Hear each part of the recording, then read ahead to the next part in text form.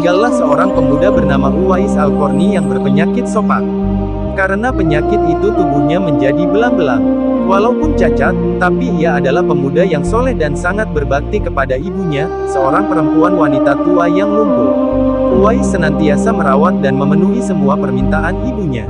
Hanya satu permintaan yang sulit ia kabulkan. "Anakku, mungkin ibu tak lama lagi akan bersamamu. Ikhtiarkan agar ibu dapat mengerjakan haji," pinta sang ibu. Mendengar ucapan sang ibu, Uwais termenung. Perjalanan ke Mekah sangatlah jauh, melewati padang tandus yang panas. Orang-orang biasanya menggunakan unta dan membawa banyak perbekalan. Lantas bagaimana hal itu dilakukan Uwais yang sangat miskin dan tidak memiliki kendaraan? Uwais terus berpikir mencari jalan keluar.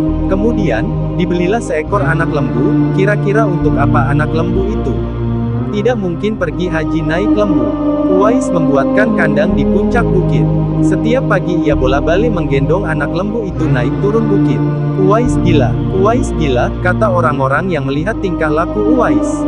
Ya, banyak orang yang menganggap aneh apa yang dilakukannya tersebut. Tak pernah ada hari yang terlewatkan ia menggendong lembu naik turun bukit.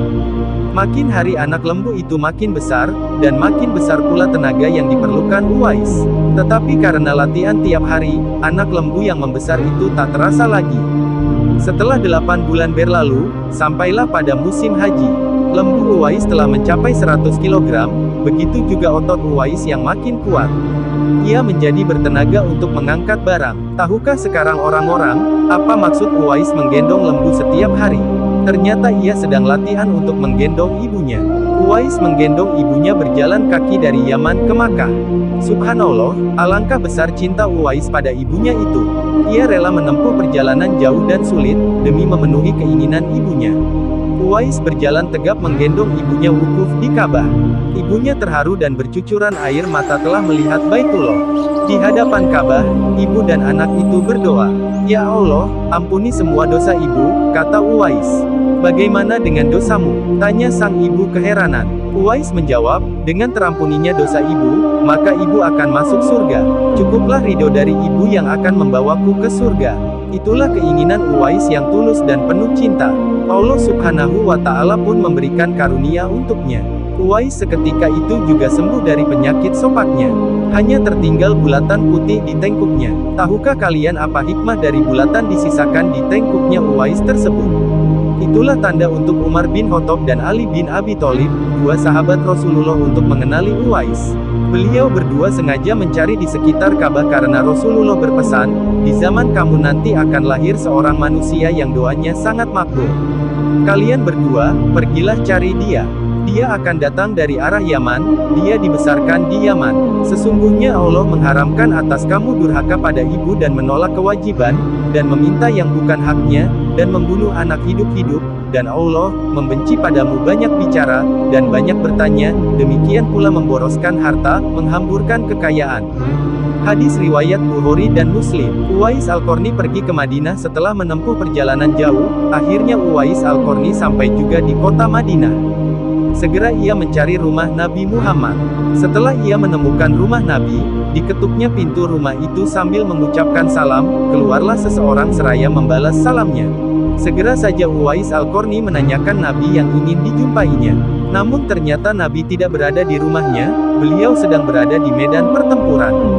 Uwais Al-Qarni hanya dapat bertemu dengan Siti Aisyah, istri Nabi. Betapa kecewanya hati Uwais. Dari jauh ia datang untuk berjumpa langsung dengan Nabi, tetapi Nabi tidak dapat dijumpainya. Dalam hati Uwais Al-Qarni bergejolak perasaan ingin menunggu kedatangan Nabi dari medan perang. Tapi kapankah Nabi pulang? Sedangkan masih terngiang di telinganya pesan ibunya yang sudah tua dan sakit-sakitan itu, agar ia cepat pulang ke Yaman, "Engkau harus lepas pulang." Akhirnya, karena ketaatannya kepada ibunya, pesan ibunya mengalahkan suara hati dan kemauannya untuk menunggu dan berjumpa dengan Nabi. Karena hal itu tidak mungkin, Uwais Al-Qarni dengan terpaksa pamit kepada Siti Aisyah, untuk segera pulang kembali ke Yaman. Dia hanya menitipkan salamnya untuk Nabi. Setelah itu, Uwais pun segera berangkat pulang mengayunkan langkahnya dengan perasaan amat sedih dan terharu. Peperangan telah usai dan Nabi pulang menuju Madinah. Sesampainya di rumah, Nabi menanyakan kepada Siti Aisyah tentang orang yang mencarinya. Nabi mengatakan bahwa Uwais anak yang taat kepada ibunya, adalah penghuni langit. Mendengar perkataan Nabi, Siti Aisyah dan para sahabat tertegun. Menurut keterangan Siti Aisyah, memang benar ada yang mencari Nabi dan segera pulang ke Yaman, karena ibunya sudah tua dan sakit-sakitan sehingga ia tidak dapat meninggalkan ibunya terlalu lama. Nabi Muhammad melanjutkan keterangannya tentang Uwais Al-Qarni, penghuni langit itu, kepada sahabatnya, kalau kalian ingin berjumpa dengan dia, perhatikanlah ia mempunyai tanda putih di tengah telapak tangannya. Sesudah itu Nabi memandang kepada Ali bin Abi Thalib dan Umar bin Khattab seraya berkata, suatu ketika apabila kalian bertemu dengan dia, mintalah doa dan istighfarnya, dia adalah penghuni langit, bukan orang bumi. Waktu terus berganti, dan Nabi kemudian wafat.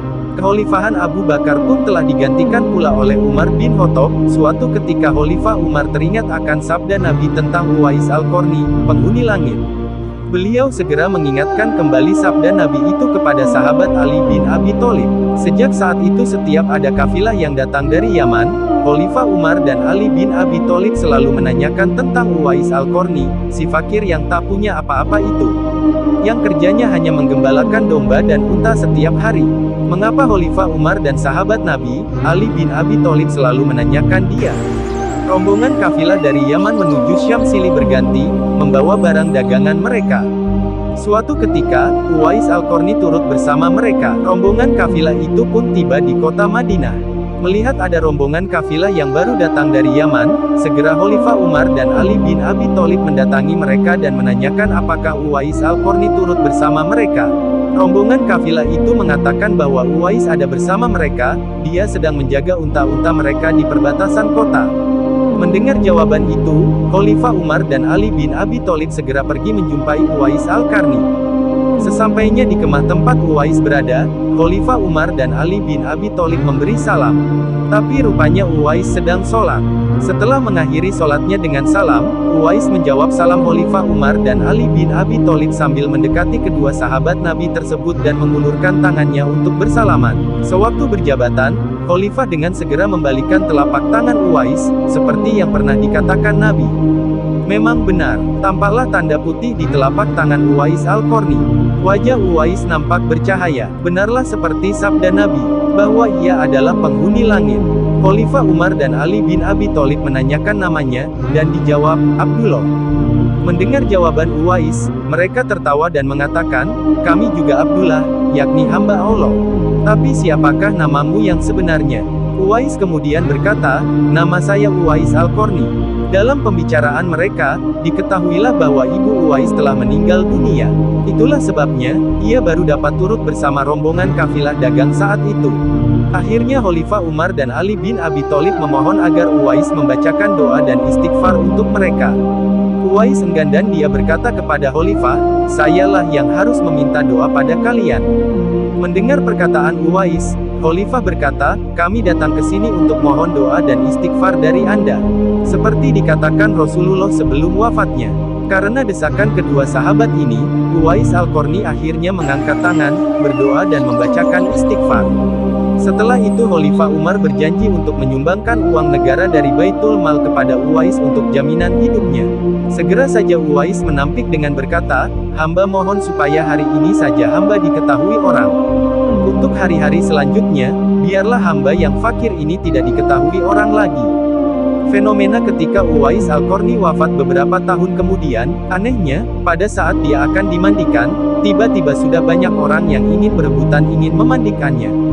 Dan ketika dibawa ke tempat pembaringan untuk dikafani, di sana pun sudah ada orang-orang yang sudah menunggu untuk mengafaninya. Demikian pula ketika orang pergi hendak menggali kuburannya, di sana ternyata sudah ada orang-orang yang menggali kuburnya hingga selesai.